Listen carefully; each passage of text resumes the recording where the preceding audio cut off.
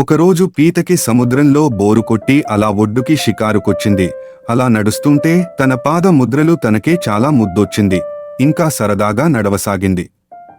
ఇంతలో అలలు వచ్చి ఆ పాదముద్రలని చెరిపేశాయి. అది చూసి పీతకి కోపం వచ్చి అలల వైపు తిరిగి బుంగమూతి పెట్టుకుని, మనమిద్దరూ మంచి స్నేహితులు కదా, మరి నీవు ఇలా నా పాదముద్రలు చెరిపి నా సరదాను పాడుచేసేది ఏమైనా బాగుందా అని అడిగింది.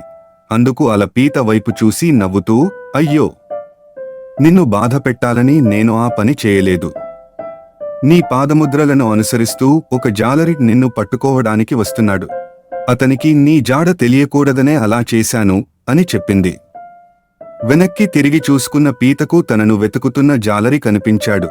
అంతే ఒక్క ఉదుటున సముద్రంలోకి గుడుంగ్ అని మునిగి అలకి క్షమాపణ మరియు కృతజ్ఞత తెలుపుకుంది.